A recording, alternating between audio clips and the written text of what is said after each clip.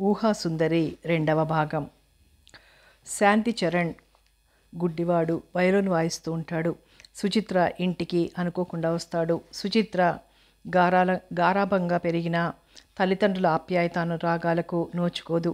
కథ కొనసాగుతుంది. శ్రీరామ రామ రామేతి రమే రామే మనోరమే సహస్రనామ తత్తుల్యం. పూజా ద్రవ్యాలు తీసుకుని పూజా మందిరానికి వెళ్తున్న రంగమ్మ గారి దృష్టి వరండాలో కూర్చొని వయోలిన్ శృతి చేసుకుంటున్న శాంతి చరణ్ మీద పడింది.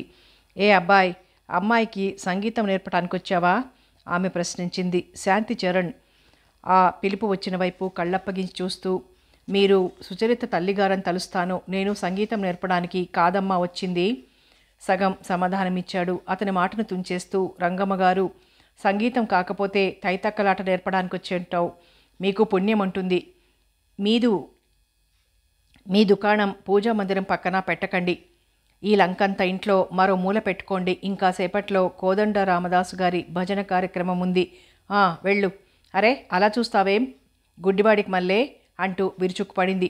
నిజం చెప్పారు, నేను గుడ్డివాడినే. ఎక్కడికి వెళ్ళాలన్నా ఎవరి సహాయం అన్నా కావాలి. అందుకే ఇక్కడ కూర్చున్నా. అతని మాటలకు ఆమె ముఖం చిట్లించింది. అవును పాపం, తగ్గమేళానికి కొయ్యతాళం అన్నారు. అందుకే ఆ కోతిగంతులకి గుడ్డి మేళానికి బాగా కుదురుతుంది. ఇంత పుణ్యానికా, పురుషార్థానికా, కళ్ళంటూ కళ, పేరు గొప్ప, ఊరు దిబ్బ. ఆమె ఇంకా తిట్టిపోస్తూనే ఉంది. కానీ ఇంతలో రంగధామరావు గారు అక్కడికొచ్చి జరుగుతున్న సంభాషణను బట్టి విషయాన్ని తేలిగ్గా అర్థం చేసుకున్నారు. అటు భార్యని అదుపులో పెట్టలేక ఇటు శాంతిచరణ్ బాధపడకుండా చూడటానికి, శాంతిచరణ్ గారు మీరేమనుకోకండి, ఆమె నా భార్య, చాలా పెద్ద భక్తురాల్లేండి అంటూ భార్య వైపు చూశాడు. ఆమె గర్వంగా అతని వైపు ఒక చూపు విసిరింది. రంగా, వీరెవరో తెలుసా? ప్రఖ్యాత వయోలినిస్టు శ్రీ శాంతిచరణ్ గారు. వీరంతటి వారు మన ఇంటికి రావటం ఎంతో అదృష్టం. ఈసారి రంగధామరావు గారు భార్య వైపు మరింత గర్వంగా చూశారు. హరే రామ హరే రామ, రామ రామ హరే హరే అంటూ ఏదో మంత్రాల్లాంటి శ్లోకాలు చదువుకుంటూ లోపలికి వెళ్ళిపోయింది. రంగధామరావు విజయగర్వంతో మీసం మెలివేశాడు. శాంతిచరణ్ గారు, పదండి వెళ్దాం, అందరూ మీకోసం చూస్తున్నారంటూ ఆయన చేయి పట్టుకుని తీసుకెళ్లాడు. శాంతిచరణ్ తన వయోలిన్కి శృతి చేస్తున్నాడు. అతనితో పాటు మధ్యలో వరహాలు కూడా తన మృదంగాన్ని శృతి చేస్తున్నాడు. సుచరిత జాడ మాత్రం కనిపించలేదు. శాంతిచరణ్ ఏదో పాట వాయిస్తున్నాడు. మృదంగం తదనుగుణంగా మ్రోగుతూనే ఉంది. ఉన్నట్లుండి మువ్వల చప్పుడు వినిపించింది. సుచరిత ఎంతో అందంగా నాట్యం చేస్తుంది. ఆమె శరీరంలోని ప్రతి అవయవం కదులుతుంది. శాంతిచరణ్కి వయోలిన్లో ప్రతి తీగ కదులుతూనే ఉంది. రంగధామరావు గారితో సహా అక్కడున్న కళాకారులు అందరూ వయోలిన్ వాయిద్యానికి, సుచరిత నృత్యానికి పరవశం చెందారు. ఆపండి, మబ్బులేని ఉరుముల పెద్ద కేక పెట్టింది రంగమ్మ గారు. ఛ, ఏమి నాట్యం, ఏమి వాయిద్యం, మీకు తలనొప్పి పుట్టడం లేదా అంట రంగమ్మగారు అనడంతో అక్కడ ఉన్నవారెవరూ మాట్లాడలేదు. ఏయ్ గుడ్డి వయోలిన్ బాబు, మీ భజనకి మధ్యల హార్మనీ వాయించేవాళ్ళు రాలేదు. ఈ పూటకి మా పూజా మందిరానికి రండి. కోదండరామదాస్ గారు కొరకొరలాడుతున్నారు. మీ కష్టం ఉంచుకోన్లే, చెరో రెండో మూడో ఇస్తాంలేండి అంటూ ఉండగానే మధ్యల వరహాలు చేతిలో మధ్యల తీసుకొని బయలుదేరుతూ వయోలిన్ శాంతిచరణ్ కూడా తనతో రమ్మనమని పిలిచాడు. వయోలిన్, దాని వెంట మృదంగం అక్కడి నుంచి కదిలాయి. కానీ పూజా మందిరం చేరేసరికి ఒక్క శాంతిచరణ్ అక్కడ ఉండటం చూసిన రంగమ్మ గారు కొంచెం ఆశ్చర్యపోయారు. భజన అప్పటికే ఆరంభం కావడంతో ఆమె కూడా వారితో పాటు వంత పలికింది. సుచరిత నాట్యం చేస్తున్న గదిలో ఇప్పుడు రంగధామరావు గారు, ఆయన ఎదురుగా పల్లెపడుచులా అలంకరించుకున్న సుచరిత నిలబడున్నారు. ఏ ఒక్కరూ మాట్లాడటం లేదు. శిల్పి చేతుల్లో ఉన్న ఉలి మీద పడే సుత్తి దెబ్బల్లా గడియారంలో వచ్చే టిక్కు టిక్కు శబ్దం కాలం నెత్తిన కొడుతూ ఉంది. అమ్మా సుచరిత, బాధపడకు. మీ మమ్మీ భక్తి ఎటువంటిదో తెలుసా? బుద్ధ భగవాడిని తృప్తి కోసం మాంసాహారం నైవేద్యం పెట్టినట్లుంది. పద, వెళ్ళి నీ గదిలో బాగా రెస్ట్ తీసుకో. నేను అలా ఊళ్ళోకి వెళ్ళొస్తా. రంగధామరావు అక్కడి నుంచి వెళ్ళిపోయాడు. ఇంకా గత్యంతరం లేక సుచరిత తన గదిలోకి వెళ్ళి బట్టలు మార్చుకుని జరిగిన విషయాలను నెమరువేస్తూ మంచం మీద పడుకుంది.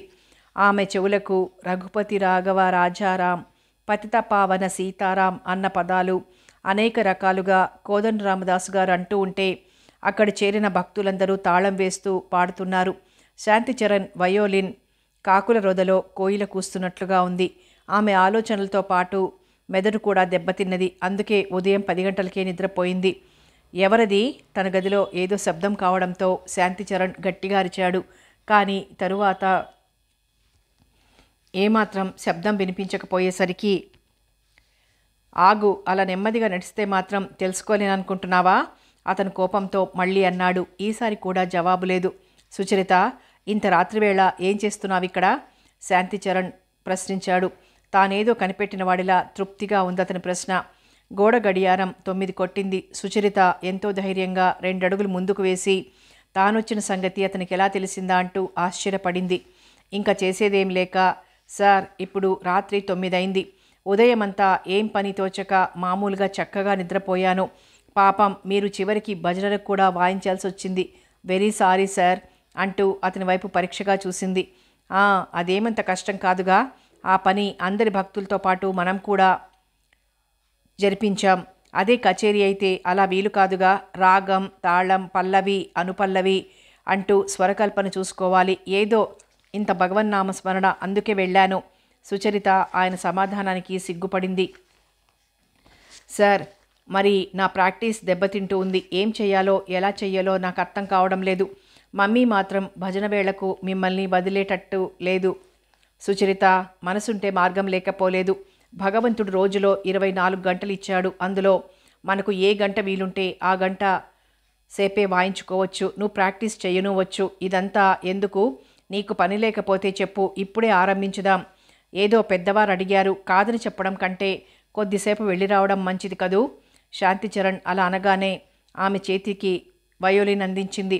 సుచరితల తన బెడ్ మీదనే కూర్చుని జయదేవుని అష్టపదులలో ఒకటి ఆరంభించాడు. సుచరిత కూడా నాట్యం ఆరంభించింది. అతడు మధ్య మధ్య వయోలిన్ ఆపి ఆమెకు సలహాలిస్తూ వాయిస్తున్నాడు. కళ్ళు లేకపోయినా తన అందెల చప్పుళ్లను బట్టి తప్పులు తెలుసుకుని వాటిని సరిచేసి చూపించినందుకు సుచరిత ఎంతో ఆశ్చర్యపోయింది. అప్పటికే రాత్రి 11 దాటింది. శ్రామిక జనం నిద్రాదేవి ఒడిలో హాయి అనుభవిస్తున్నారు. పేకాట, తాగుడికి అలవాటు పడ్డ భక్తులు ఇంటికి రాకపోవడంతో కొంతమంది ఇల్లాళ్ళు అప్పుడప్పుడు బయటికి వచ్చి భర్తల కోసం ఎదురుతెన్నులు చూస్తున్నారు. వ్యాపారులు అప్పుడే తమ భోజనాలు ముగించుకొని భార్యామణులతోనూ వయసొచ్చిన కొడుకులతోనూ లాభనష్టాలను గురించి చర్చిస్తున్నారు. పని పాట లేక రోడ్డు పట్టుకుని తిరిగే రోమియోలు, కడుపు కోసం శీలాన్ని అమ్ముకుంటున్న జూలియట్ల కోసం గస్తీ తిరుగుతున్నారు. ఊర కుక్కలు దొంగతనంగా ఇళ్లల్లో ప్రవేశించడానికి ప్రయత్నం చేస్తుంటే పెంపుడు కుక్కలు వాటిని ఆటంకపరుస్తూ పెద్దగా అరుస్తున్నాయి. అవసరాన్ని బట్టి ప్రాణానికి తెగించి కాట్లాడుతున్నాయి కూడా. సార్, మీరింక నిద్రపోండి, నేను మేడ మీదకి వెళ్తున్నా. సుచరిత అక్కడి నుంచి బయలుదేరి వెళ్ళిపోయింది. శాంతిచరణ్ గది తలుపు మూసుకోవడానికి నెమ్మదిగా లేచి వాకిలి వైపు నడిచాడు. అతని కాలి క్రింద ఏదో గట్టిగా తగిలింది. అతడు వంగి దాన్ని తన చేతిలోకి తీసుకున్నాడు. మై గాడ్, ఇది డాలర్ చైన్. బహుశా బంగారందే అయ్యుంటుంది. దీనిలో రాళ్ళు కూడా పొదగబడి ఉన్నాయి. అవే డైమండ్స్ అయితే చాలా ఖరీదు. ఇది నా దగ్గర ఉండటం ఏమంత మంచిది కాదు, పైగా క్షేమకరం కాదు. దొంగతనం చచ, అన్నం పెట్టినవాడి ఇంటిలో ఎంత త్వరగా ఇచ్చేస్తే అంత మంచిది.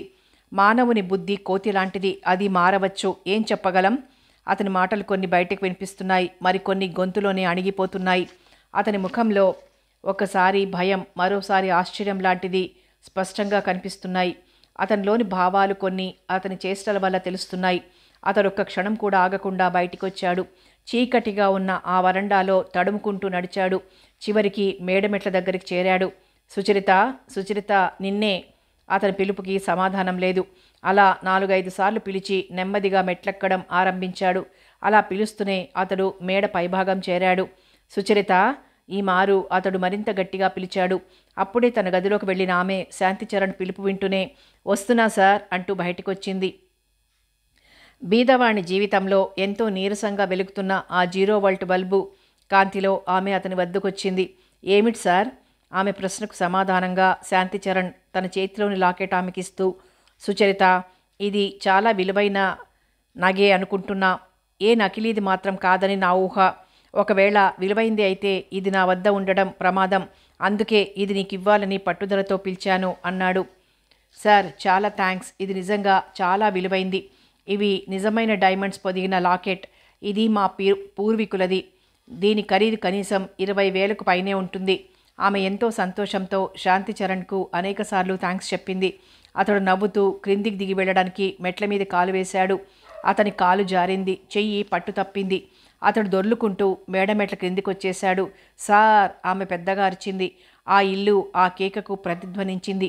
ఏ ఒక్కరూ అక్కడికి రాలేదు. ఆమె త్వరగా మెట్లు దిగి కిందకి వెళ్ళింది. శాంతిచరణ్ అలాగే పడి ఉన్నాడు. ఆమె గాబరాగా అతన్ని లేపింది. అబ్బా అంటూ అతను లేచాడు. దెబ్బలు తగిలాయా సార్? అతడు వెంటనే సమాధానం చెప్పలేదు. ఇంకా మూలుగుతున్నాడు. మీ గదిలోకి వెళ్దాం పదండి అంటూ ఆమె అతన్ని ఆ గదిలోంచి నెమ్మదిగా నడిపించుకుంటూ తీసుకెళ్ళింది. వెలుగుతున్న లైటు అతని మీద పడగానే ఆమె అమ్మో ఎంత దెబ్బ, నెత్తురు కూడా కారుతోందంటూ అరిచింది. అప్పటికి గాని తలకు తగిలిన గాయానికి చెయ్యి అడ్డం పెట్టుకున్నాడు శాంతిచరణ్. ఆమె అతని దెబ్బను గురించి ఏదో చెప్తూ మళ్ళీ కంగారుగా అరిచింది. ఒకటి కాదు, 2 దెబ్బలు. ఆమె చీర చెరుగు చప్పుడు చేస్తూ చిరిగింది. అతన్ని మంచం మీద కూర్చోబెట్టి తలకు బలంగా కట్టుకట్టింది. మరోమారు గుడ్డ చింపిన శబ్దం. ఆమె అతని తలకు తగిలిన మరో గాయానికి కూడా కట్టుకట్టింది. ఎలా ఉంది సార్? కొంచెం నొప్పిగా ఉంది అంతే. కానీ సుచరిత, ఏదైనా పాత గుడ్డ చింపి కట్టుకట్టితే సరిపోయేది, కానీ ఏదో కొత్త గుడ్డ చించావు. అతను కొంచెం ఆగాడు. అందుకేనేమో మొదటే అన్నాను, ఎవరు ఎక్కడుండాలో అక్కడే ఉంటే మంచిదని. నీకు లేనిపోని బాధ. హాయిగా నిద్రపోవలసిన టైంలో నా వల్ల ఎంత బాధో చూడు. సార్, ఆ విషయం అలా ఉంచండి. మీకెలా ఉన్నదో చెప్పండి. అవసరమైతే. అతడు నవ్వాడు. ఆ నవ్వులో సంతోషం లేదు, ఏదో త్యాగం చేసిన సంతృప్తి కనిపిస్తోంది. గాబరా ఏమీ లేదు సుచరిత. గాయాల నుంచి నెత్తురు రావడం లేదుగా. ఈరోజు చాలా మంచి రోజు. ఈ చిన్న దెబ్బలతోనే ఆగింది. సార్, మీరు రెస్ట్ తీసుకోండి. ఏదైనా అవసరం వస్తే. ఆమె ఆలోచనలో మునిగిపోయింది. సుచరిత, అవసరం ఏమీ రాదు, నువ్వు వెళ్ళి పడుకో. నా జీవితంలో ఎన్నో ఎదురు దెబ్బలు తిన్నాను, అందులో ఇది ఏమంత పెద్దది కాదు. అతడు యోగిలా మాట్లాడాడు. ఆమెను సమాధానపరిచి పంపించి వేయడానికి అతనికి చాలా కష్టమైంది. చివరికి ఆమె వెళ్ళటానికి అంగీకరిస్తూ, సార్, తలుపు దగ్గరకు వేసి పోతాను, ఏం భయం లేదు, వీలుంటే మరోమారు వచ్చి చూస్తా అంటూ అక్కడి నుంచి వెళ్ళిపోయింది. కలత నిద్రలో నుంచి సుచరితకు మెలకువ వచ్చింది. ఆమెకు శాంతిచరణ్ విషయం గుర్తుకొచ్చి వెంటనే క్రిందికి దిగొచ్చింది. శాంతిచరణ్ ప్రశాంతంగా నిద్రపోతున్నాడు. ఆమె జంకు గొంకు లేకుండా వెళ్ళి అతని నుదుటి మీద చేయి పెట్టి చూసింది. తరువాత ఆమె అతని శరీరం మీద చేయి వేసి చూసింది. ఆమె కళ్ళు సంతృప్తిగా మెరిశాయి. వెలుగుతున్న ట్యూబ్లైట్ కాంతిలో ఆమె మరోమారు అతన్ని చూసింది. నిజంగా దేవుడు వీరికి అన్యాయం చేశాడు. కళ్ళే ఉంటే ఈ మహానుభావుడు కన్యల పాలిట కృష్ణ పరమాత్మ అయ్యేవాడే. ఇలా ఆమె మనసులో ఆలోచనలు మెదడుకి సంకేతాన్ని అందించడంతో ఆమెకు భావోద్రేకం వచ్చింది. దాంతోపాటు ఆమె శరీరం కొద్దిగా వేడెక్కింది. కళ్ళు ఎరుపెక్కాయి, అధరాలు వణికాయి, నడక తడబడింది. ఆమె ఎలాగో వెళ్ళి గది తలుపులు మూసి గడియ పెట్టింది. ఆమె మనసు ఇప్పుడు స్వాధీనం తప్పింది. ఆమె చెయ్యి ఇప్పుడు గోడ మీద ఉన్న లైట్ స్విచ్ని పట్టుకొని ఉంది. ఆమె మరోమారు శాంతిచరణ్ వైపు చూసింది. ఏదో తెలియని ఆవేశం ఆమెను ఆవహించింది. స్విచ్ బటన్ క్లిక్ మంది. ఆ చిరుచీకటిలో ఆమె నెమ్మదిగా నడుస్తూ వచ్చి శాంతిచరణ్ బెడ్ పక్కగా నిలబడింది. స్వాధీనం తప్పిన ఆమె మనసు స్టీరింగ్ కంట్రోల్ తప్పిన కారులా అడ్డదిడ్డంగా పోతూ ఉంది. ఆమె అతని బెడ్ మీద నెమ్మదిగా కూర్చుంది. హంతకులకు, కామాంధులకు, దొంగలకు అవకాశం దొరకగానే దాన్ని తక్షణం వినియోగించుకోవడానికి చూస్తారు. ఇప్పుడు శాంతిచరణ్ చెయ్యి ఆమె చేతుల్లో ఉంది. ఆమె గుండెలు వేగంగా కొట్టుకుంటున్నాయి. దాని శబ్దం ఆమెకు సమ్మెట దెబ్బల్లా స్పష్టంగా వినిపిస్తోంది. ఇప్పుడు ఆమె అతని చేతిని ముద్దు పెట్టుకుంది. అతను చెయ్యి విసురుగా లాక్కున్నాడు. గీత, జరిగిందంతా కలే కదూ?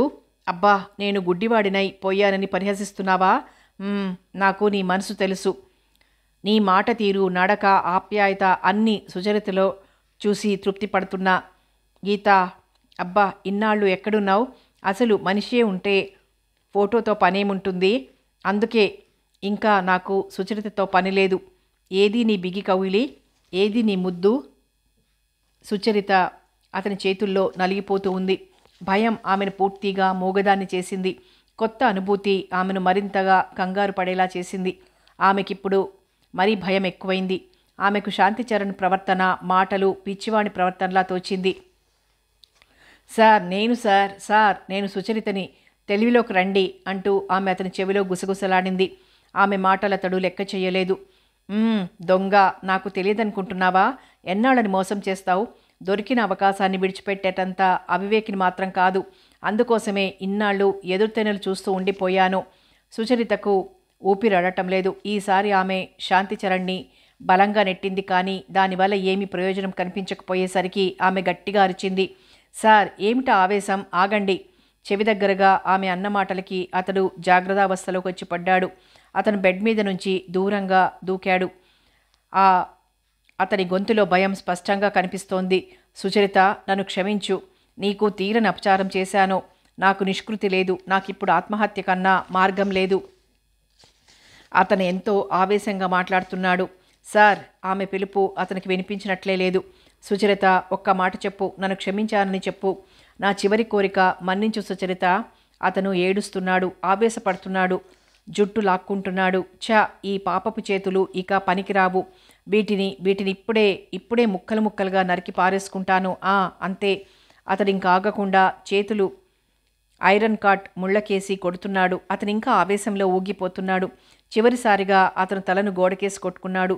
పర్యవసానం అంతకుముందే దెబ్బ తగిలిన గాయాల నుండి రక్తం కారుతూ ఉంది. అతడు సుచరితకు అనేక విధాలుగా బ్రతిమాలుతున్నాడు. తన్ను తాను సంభాళించుకుంటున్నాడు. ఆ మసక చీకటిలో సుచరితకు అన్నీ లీలగా కనిపించాయి. సార్ అంటూ ఆమె వెళ్ళి శాంతిచరణ్ని పట్టుకుంది. నన్నొదులు, నేను పాపాత్ముడిని, పనికిమాలిన వాడిని. ఈసారి సుచరిత మరింత గట్టిగా పట్టుకుంది. పట్టుకోవడమే కాదు, అతన్ని తన హృదయానికి గట్టిగా హత్తుకుంది. శాంతిచరణ్లోని బలమంతా ఏమైపోయిందో. అతడు ఆమె చేతుల్లో చిన్న పిల్లవాడైపోయాడు. ఆమె అతని పాలభాగాన్ని ముద్దు పెట్టుకుని గాయానికి కట్టిన కట్టు నుంచి ప్రవహించే నెత్తురు ఆమె పెదవులకు తడిగా తగిలింది. ఆమె ఎర్రని పెదవులు మరింత ఎరుపెక్కాయి. సార్, ఆగండి సార్. నేను మిమ్మల్ని ప్రేమిస్తున్నా. మీరు కాదంటే మీకన్నా ముందుగా నేనే ఆత్మహత్య చేసుకుంటా. మీరు నా కోసం బ్రతకాలి. అంతే, మీరు బ్రతకాలి. ఓ అనండి సార్. లేదంటారా? ఇక్కడే ఎలక్ట్రిక్ కరెంట్ పట్టుకొని శాంతిచరణ్ ఆమె నోటికి చెయ్యి అడ్డం పెట్టాడు. అతని చేతులు మంచు కన్నా చల్లగా ఉన్నాయి. దాంతోపాటు అవి విపరీతంగా వణుకుతున్నాయి. అయ్యో, ఆగండి సార్ అంటూ ఆమె లేచి వెళ్ళి లైట్ వేసింది. అప్పుడే అటుగా వస్తున్న రంగమ్మ గారు గదిలోకి అనుమానంగా చూసింది. మమ్మీ, సార్కి దెబ్బ తగిలింది. కొంచెం ఫోన్ చేసి డాక్టర్ని పిలువు. లేదంటావా డాడీతో చెప్పు. త్వరగా. అలా చూస్తావేం? కూతురి ఆర్డర్ పాటించడానికి అన్నట్లు రంగమ్మగారు అక్కడి నుంచి వెళ్ళిపోయారు. తనకు తోచిన ఫస్ట్ ఎయిడ్ చేస్తూ కూర్చుంది సుచరిత. పావుగంట దాటకముందే రంగధామరావు గారు అక్కడికి ఆత్రంగా పరిగెత్తుకొచ్చారు. ఆయనకు విషయం చెప్పేలోపుగా డాక్టర్ గారు కూడా రానే వచ్చారు. అవసరమైన ట్రీట్మెంట్ చేయగానే శాంతిచరణ్ మళ్ళీ మామూలు మనిషిగా తయారయ్యాడు. కానీ ఇప్పుడు తనకి అదనంగా తలకొక కట్టు మాత్రం ఉంది. తెలుగుదనాన్ని గుర్తు చేస్తూ సంక్రాంతి రానే వచ్చింది. చంద్రుడు తన తెల్లని వెన్నెలతో పాటు చలిని కూడా రంగరించి భూమి మీదికి పోస్తున్నాడు. పల్లె నుంచి ఆనవాయితీగా పట్నం వచ్చి 4 బజార్లు తిరగటానికి వేళ సరిపోదేమోనని తొలికోడి కన్నా ముందుగా లేచాడు హరిదాసు. గొంతు చించుకొని అరుస్తున్నాడు. ధనుర్మాసంలో దైవదర్శనం చేసుకుంటే మంచిదని జనం పెందలాడే లేస్తున్నారు. జనం కోసం కాక తన కోసం దేవుణ్ణి తెల్లవారగట్లే అలంకరించి సంపాదన కొరకు కూర్చున్నాడు పూజారి. ఎముకలు కొరికే చలిని కూడా లెక్క చేయకుండా భక్తులు స్నానాలు చేస్తున్నారు. రంగమ్మ గారికి అలారం టైంపీసు, హీటరు సాయపడ్డాయి. రాత్రే సిద్ధం చేసిన పూజా ద్రవ్యాలతో ఆమె పూజా మందిరానికి బయలుదేరింది. ఆమె శాంతిచరణ్ గది దగ్గరకు వచ్చింది. గదిలో ఏవో మాటలు వినిపిస్తున్నాయి. అంత రాత్రివేళ మాట్లాడేది ఎవరా అని ఆమె కిటికీ దగ్గరగా వెళ్ళింది. తెరిచి ఉన్న కిటికీలో నుండి ఆమె చూపులు గదిలోకి వెళ్ళాయి. 0 వాల్ట్ బల్బు తన పని తాను చేసుకుపోతోంది. బెడ్ మీద ఓ మూల శాంతిచరణ్ కూర్చుని ఉన్నాడు. అతనికి కొద్ది దూరంలో సుచరిత నిలబడింది. సంభాషణ సాగుతూ ఉంది. అంత చలిలోనూ రంగమ్మ శరీరం వేడెక్కిపోయింది. ఆమె వయసుకు మించిన వేగంతో మేడపైకి పరిగెత్తింది. మేడ దిగి వస్తున్న రంగమ్మగారి చేతిలో ఇప్పుడు పూజా ద్రవ్యాలు లేవు. అయ్యో, ఎక్కడికంటే? రంగధామరావు ఆమె చేయి విడిపించుకోవడానికి ప్రయత్నం చేస్తున్నాడు. అరవకండి. ఎందుకలా గావుకెక్క పెడతారు? ఆమె ఆయన్ని విసురుగా తోసుకెళ్ళి శాంతిచరణ్ గది కిటికీ వద్ద ఆపి ఇంక చూడమన్నట్లు చేయి చూపింది. సుచరిత, నీ నిర్ణయం మరోమారు సరిచేసుకో. లేకపోతే జీవితంలో చాలా సమస్యలొస్తాయి. సార్, ఈ విషయాల్లో ఆడవాళ్ల నిర్ణయం మారబోదు. అనాదిగా ఈ ఆచారం ఆడవాళ్లకుంది. అందరి మాట వదిలై రోజులు ఎంతో మారిపోయాయి. ప్రతి మానవుడిలో ఈనాడు స్వార్థం గూడు కట్టుకుపోయింది. ఆనాటి శ్రీరామచంద్రుడు, వీరేశలింగం, వివేకానందులు ఈనాడు మనకు లేరు. అందుకే ప్రపంచంలో ఎక్కడ చూసినా అశాంతి. సార్, మీరు చెప్పేది రాజకీయంలో వేదాంతం. అవన్నీ నాకెందుకు సార్, నాకు కావాల్సింది మీరు, అంతే. చూస్తూ చూస్తూ జీవితాన్ని పాడు చేసుకోకు సుచరిత. నువ్వా బాగా కలిగిందానివి, నేనా కళ్ళు కూడా లేని కటిక బీదవాడిని. మనిద్దరికీ పొత్తు ఎలా సాధ్యం? మన కలయిక బంగారాన్ని ఇనుముతో అతికినట్లే ఉంది. సుచరిత నవ్వింది. ఆ నవ్వు పిశాచాల పిలుపులా ఉంది. సార్, మీ మగవారంతా ఇంతే. ఆడది బ్రతిమాలుతూ ఉంటే అందలాలెక్కి కూర్చుంటారు. లేకపోతే ఆమె కాదన్నా కళ్ళనీళ్లు పెట్టడం, కాళ్ళు పట్టుకోవడం.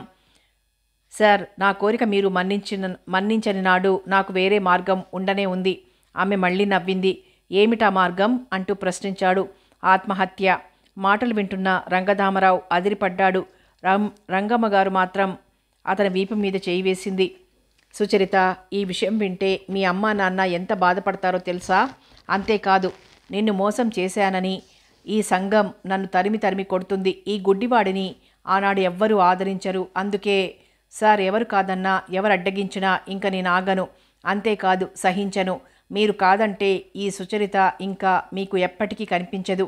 అమ్మా అమ్మా, ఎంత అఘాయిత్యం! తలుపు తెరు. రంగమ్మగారి కేకకు శాంతిచరణ్తో పాటు సుచరిత వణికిపోయింది. ఇంక తలుపు మూసి లాభం లేదనుకొని ఆమె తలుపు తెరిచింది. గదిలోకి వచ్చిన రంగమ్మగారు స్విచ్ వేయడంతో గదంతా వెలువ పడింది. రంగధామరావు గారిని చూసిన సుచరిత ఎందుకో తల వంచుకుంది. అపర కాళికలా ఉంది రంగమ్మగారు.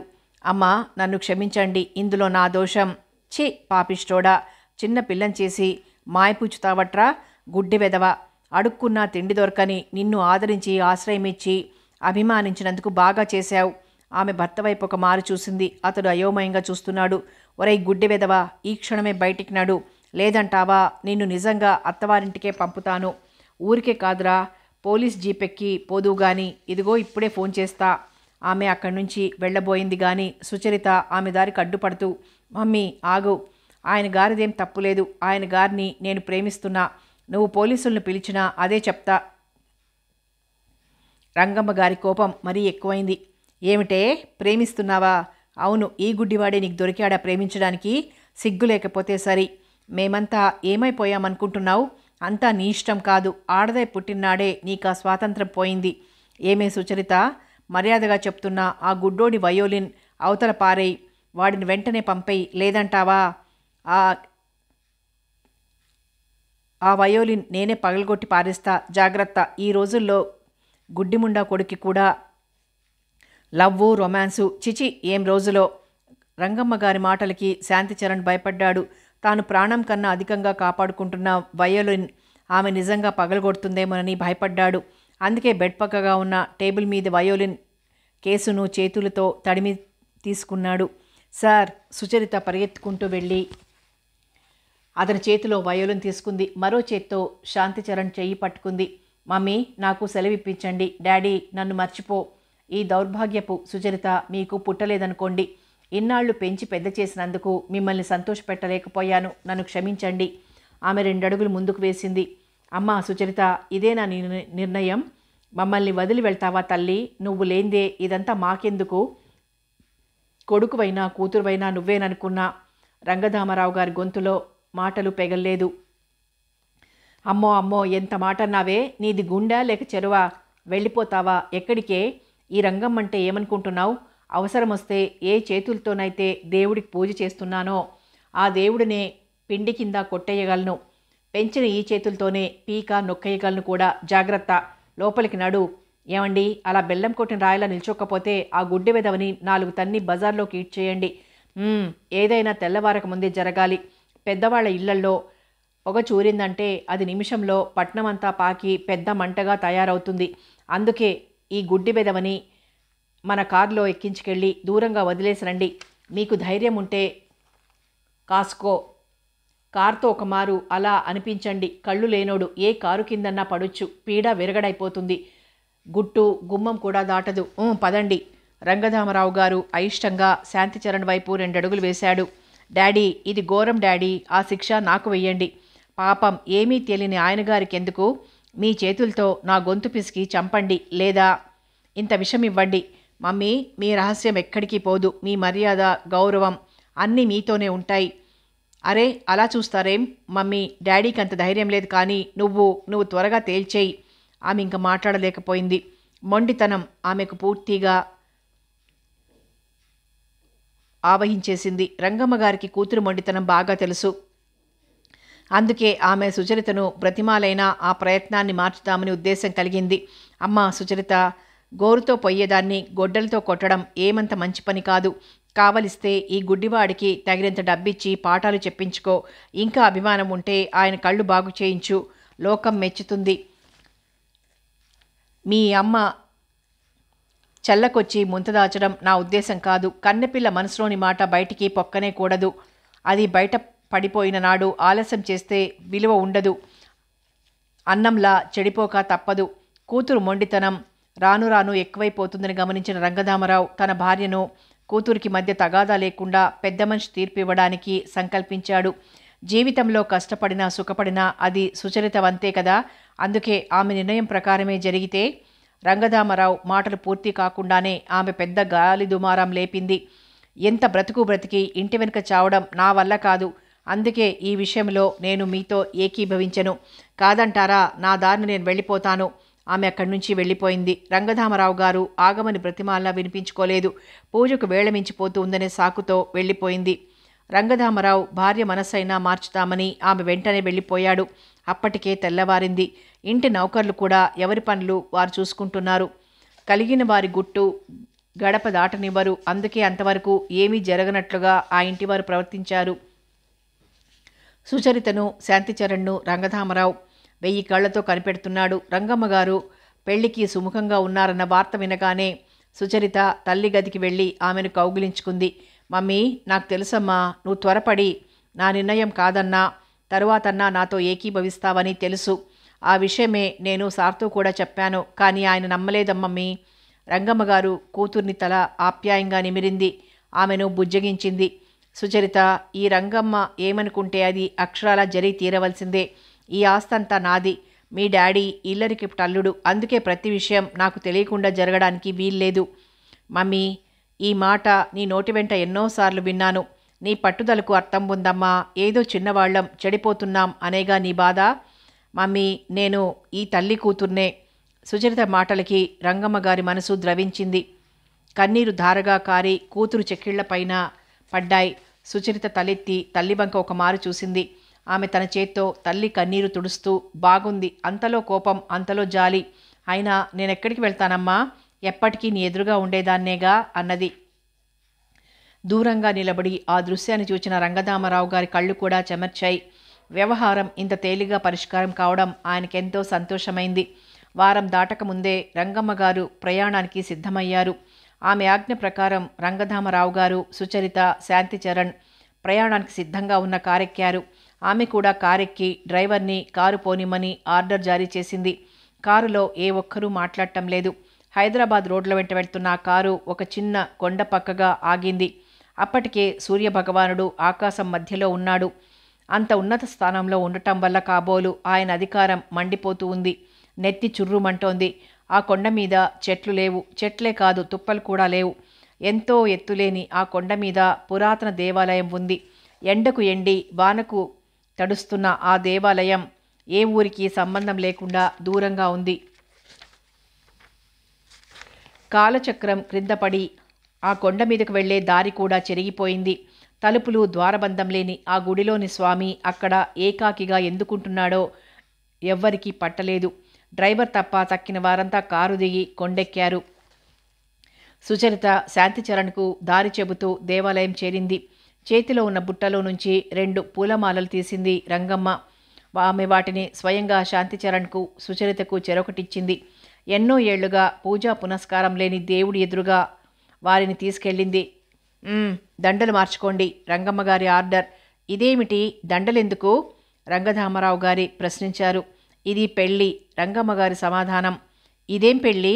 రంగధామరావు గారు ధైర్యం చేసి అడిగాడు. అతను ఎంతో విచారంగా కూతురి వైపు చూశాడు. పెళ్ళంటే ఎలా జరిగినా పెళ్ళే డాడీ. కన్నవారి ముందు ఎలా జరిగినా పెళ్ళే. సుచరిత నవ్వుతూ సమాధానం చెప్తూనే శాంతిచరణ్ మెడలో పూలమాల వేసింది. అతను కూడా తన చేతిలోని మాలను ఆమె మెడలో వేశాడు. రంగధామరావు గారు అక్కడే నిలబడి అదంతా తనకు పట్టనట్లుగా చూస్తున్న ఆ దేవుడి విగ్రహం వైపు కోపంగా చూస్తున్నాడు. అన్నాళ్లకు తన ఒంటరితనాన్ని పోగొట్టడానికి వచ్చిన మనుషులను చూసి ఆ స్వామి చిరునవ్వు నవ్వుతున్నాడు. సుచరిత ఆమెతో పాటు శాంతిచరణ్ కూడా మొదట రంగధామరావు గారి కాళ్లకు నమస్కరించారు.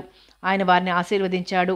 ఆ మాటలు బయటికి వినిపించలేదు. ఆ దంపతులు రంగమ్మ గారి పాదాలకు కూడా నమస్కరించారు. ఆమె ఎంతో ఆప్యాయంగా కూతుర్ని లేవనెత్తింది. ఒక్కసారి ఆమె ముఖంలోకి పరీక్షగా చూసి గట్టిగా కౌగిలించుకుంది. తరువాత ఆమెను గట్టిగా ముద్దు పెట్టుకుంది. ఆనంద బాష్పాలు ఆమె కళ్ళ వెంట జలజల రాలాయి. అది చూసిన రంగధామరావు గారికి కన్నీరు అప్రయత్నంగా వచ్చేసింది. రంగమ్మ గారు కూతుర్ని వదిలేసి తన హ్యాండ్ బ్యాగ్లో నుంచి నోట్ల కట్ట తీసింది. సుచరిత, ఇదిగో ఈ 10,000 ఉంచుకో.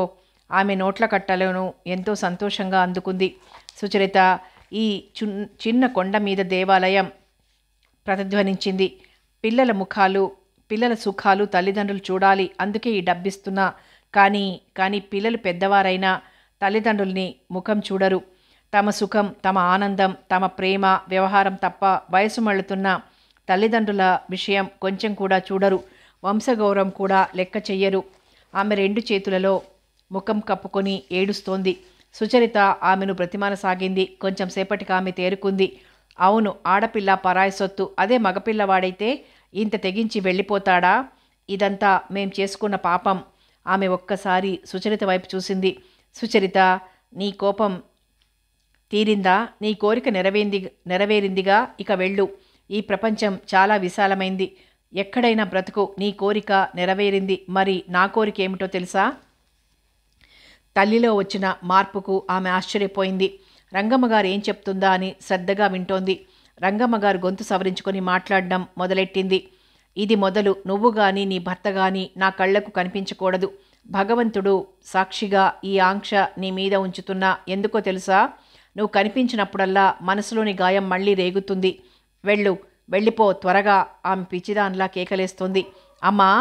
సుచరిత పెద్దగా అరిచింది. ఆమెకు దగ్గరలో ఉన్న రంగధామరావు గారు ఆమెను పట్టుకోకపోతే క్రింద పడిపోయేదే. ఆమె మళ్ళీ మెల్లగా నిలబడింది. మమ్మీ, ఇంత పెద్ద శిక్ష భరించలేను మమ్మీ. ఆమె తల్లిని బ్రతిమాలుతోంది. అవేం మాటలు? మనకు సుచరిత ఏకైక సంతానం కదా. అలాంటి దాన్ని ఇలా బాధిస్తావా? తప్పు. ఎవరన్నా వింటే ఎంత నవ్వుల పాలవుతామో తెలుసా? ఒక్కగానొక్క కూతురి ముద్దు ముచ్చట తీర్చలేదు. ఎంతో ఘనంగా చేయవలసిన ఆమె పెళ్ళి ఈ పాడుబడ్డ దేవాలయంలో ఎవ్వరికీ తెలియకుండా చేయడం ఏమంత బాగాలేదు. రంగధామరావు తన అయిష్టతను ఎంతో కష్టంగా కొంతవరకు వెళ్ళగక్కాడు. రంగమ్మ గారెందుకో పెద్దగా నవ్వారు. ఆ నవ్వు కార్చిచ్చును చూసి భ్రమపడి దానిలో పడి కాలిపోవటానికి ఎగురుతున్న శలభాలను తింటూ సంతోషంగా అరుస్తున్న పక్షుల సందడిలా ఉంది. ఎవరి నిర్ణయాలకి వారు కట్టుబడి ఉండటానికి సిద్ధమైనప్పుడు నేను మాత్రం నా నిర్ణయాన్ని ఎందుకు మార్చుకోవాలి? మీరు చెప్పేది కేవలం అర్థం లేని మాటలు. నేనింకా ఏమీ వినదలుచుకోలేదు. ఆమె భర్త చేయి పట్టుకొని ఆ కొండ మీద నుంచి క్రిందికి లాక్కెళ్ళింది. మతిపోయినట్లుగా నిలబడ్డారా నవదంపతులు. రోడ్డు మీద కారు స్టార్ట్ అయిన శబ్దమైంది. సుచరిత ఒకసారి అయిష్టంగా అటు చూసింది. సాగిపోతున్న కారులో నుంచి టాటా చెప్తున్నట్లు 2 చేతులు కదులుతూ ఉంటే సుచరిత కూడా తన చేతిని ఎత్తి గాలిలో నీరసంగా ఊపింది. సుచరిత!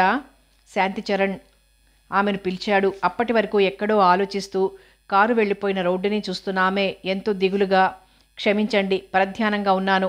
ఏది? మీ కాళ్లకు నమస్కరించనివ్వండి అంటూ ఆమె భర్త పాదాలను తాకింది.